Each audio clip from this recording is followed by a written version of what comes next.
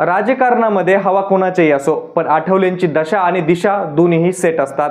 राहुल गांधींना शुभेच्छा देताना असो की आपल्या खास कवितेतून विरोधकांची फिरकी घेताना असो, संसदेत हशा पिकवणारा एकच माणूस आहे, तो म्हणजे रामदास आठवले. लोकसभा असो की विधानसभा, रिपब्लिकन पार्टी ऑफ इंडियाची ताकद कागदावर कितीही दिसो, पण एक गोष्ट मात्र महाराष्ट्राच्या राजकारणात फिक्स आहे, ती म्हणजे राज्यसभेच्या यादीतलं रामदास आठवलेंचं नाव आणि केंद्रातील त्यांचं मंत्रिपद. आता 2026च्या राज्यसभेचं बिगुल वाजलंय. महाराष्ट्रातल्या 7 जागांसाठी रस्सीखेच सुरू झाली आहे. महायुती आणि महाविकास आघाडीमध्ये जागांचं गणित मांडलं जात आहे. भाजपच्या वाट्याला येणाऱ्या जागांवर अनेक दिग्गजांचे डोळे लागलेत, पण चर्चा एकाच नावाची आहे, ती म्हणजे रामदास आठवलेंच्या. अनेक वेळा सत्ता बदलली, समीकरणं बदलली, पण आठवलेंचं स्थान कसं काय आढळ राहतं? आता शरद पवार यांच्याकडे संख्याबळ नाहीये, पण त्यांच्या जागेचं काय होईल किंवा विनोद तावडेंचं नाव भाजपकडून येईल का नाही हे सांगता येत नाही. पण एका जागेची मात्र गॅरंटी दिली जाते, ती जागा म्हणजे रामदास आठवलेंची.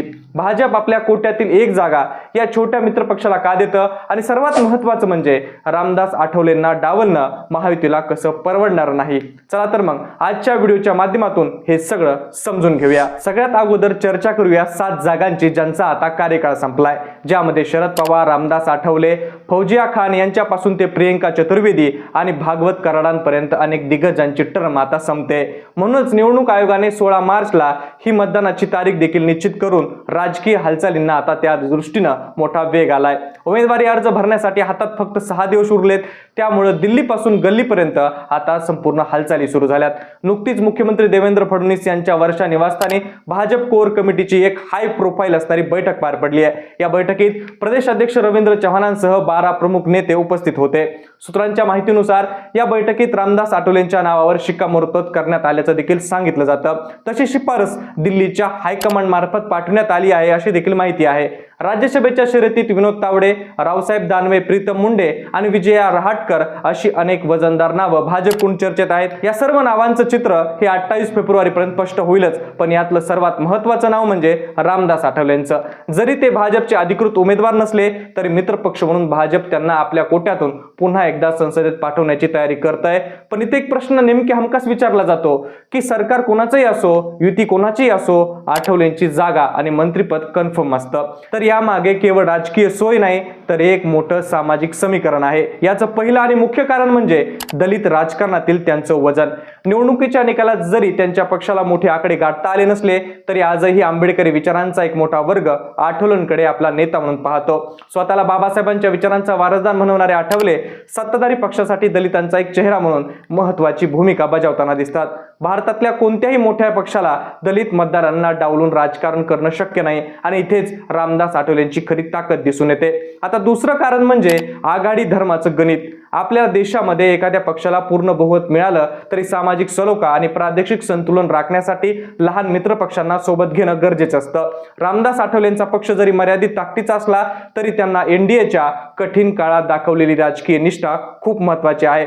पंतप्रधान नरेंद्र मोदींच्या नेतृत्वावर विश्वास ठेवून त्यांनी सातत्याने सरकारला पाठबळ दिलंय. संसदेत असो की संसदेबाहेर सरकारची भक्कम बाजू मांडणारा एक विश्वासू मित्र म्हणून रामदास आठवले यांच्याकडे पाहिलं जातं. म्हणूनच अशा निष्ठावान नेत्याला मंत्रिपदाच्या माध्यमातून सन्मान देणं ही भाजपची एक दूरदृष्टीची रणनीती ठरू शकते.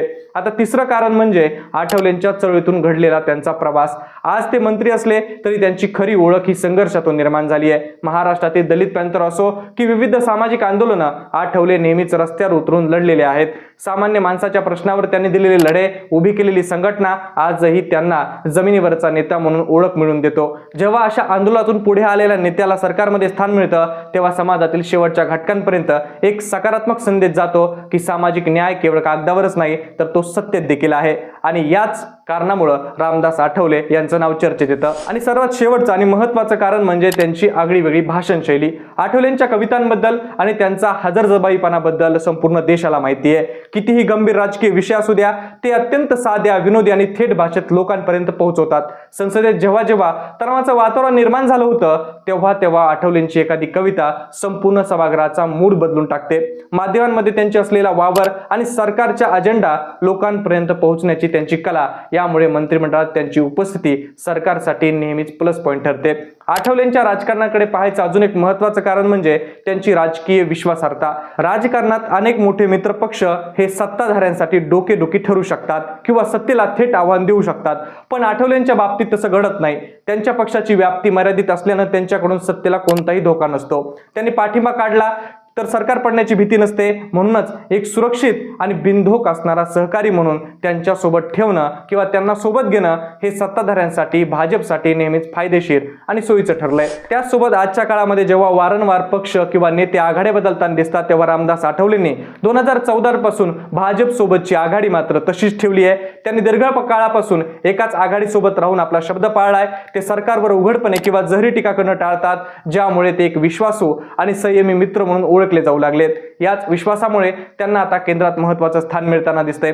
थोडक्यात सांगायचं झालं तर रामदास आठवलेंना प्रत्येक वेळी मिळणारं महत्त्व हे केवळ योगायोग नाही, तर त्यामागे दलित राजकारणाचं भक्कम प्रतिनिधित्व, युती धर्मातील त्यांची गरज, आंदोलनातून तयार झालेलं त्यांचं नेतृत्व आणि यासोबत माध्यमांमधील लोकप्रियता आणि सर्वात महत्त्वाचं म्हणजे त्यांची सध्याची राजकीय असणारी भूमिका, अशा अनेक घटनांमुळे ते आता सध्या महत्त्वाच्या स्थानावर आहेत. म्हणूनच आठवलेंना बाजूला सारणं कोणत्याही सत्ताधारी पक्षाला राजकीय दृष्ट्या परवडणारं नसतं आणि याच गणितांमुळे 2026च्या राज्यसभेच्या निवडणुकीमध्ये त्यांची वर्णी लागणं निश्चित मानलं जात आहे. पण मित्रांनो, तुम्हाला काय वाटतं रामदास आठवलेंच्या या राजकीय प्रवासाबद्दल आणि त्यांना मिळणाऱ्या संधीबद्दल तुमचं मत काय ते आम्हाला कमेंट बॉक्समध्ये नक्की कळवा आणि अशाच माहितीपूर्ण व्हिडिओसाठी आपल्या जनता महाराष्ट्र या YouTube चॅनल नक्की सबस्क्राईब करा. धन्यवाद.